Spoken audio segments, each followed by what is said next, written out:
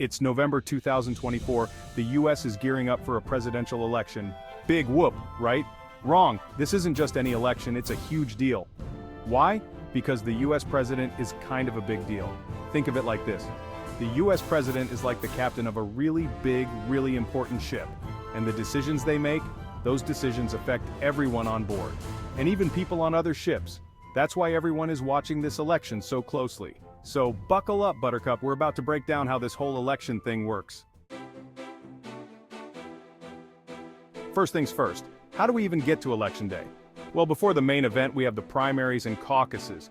Think of these as the semi-finals, where each political party picks their champion. In a primary, you vote directly for the candidate you want to represent your party.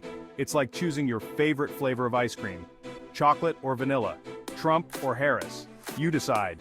A caucus is a bit more hands-on.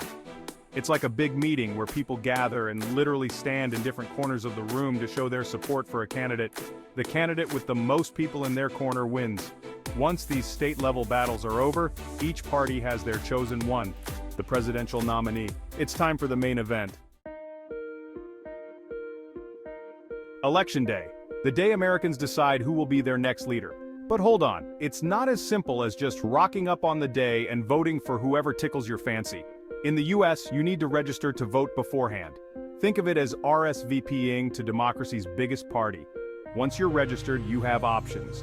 You can vote by mail, like ordering takeout for democracy, or you can vote early in person, like beating the queue at the polling station. Of course, you can still vote on Election Day itself. But remember, in a democracy, every vote counts. So no matter how you choose to do it, make your voice heard.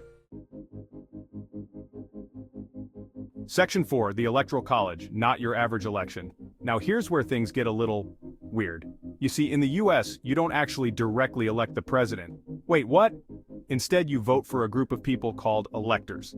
These electors form the Electoral College. It's like choosing someone to go to a giant vending machine and pick the president for you. Each state gets a certain number of electors based on its population. The candidate who wins the most votes in a state usually gets all of that state's electors.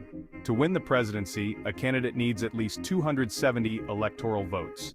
This system can lead to a situation where a candidate can win the presidency without winning the most votes nationwide.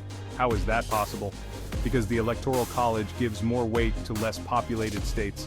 It's complicated, we know. Section 5. Divided we stand. Political polarization. Now imagine you're at a family dinner. Uncle Frank is arguing with Aunt Susan about politics. The volume keeps creeping up. Gravy is flying. That, my friends, is political polarization in action. In the US, it feels like people are becoming more and more divided in their political views. It's like everyone is either Team Edward or Team Jacob. But instead of sparkly vampires and shirtless werewolves, it's Democrats and Republicans. This polarization makes it difficult to find common ground and work together. It's like trying to build a house when everyone is arguing about the color of the paint instead of focusing on the foundation. Political polarization is a serious issue. It can lead to gridlock, distrust in government, and even unrest. It's important to remember that even though we may disagree, we're all in this together.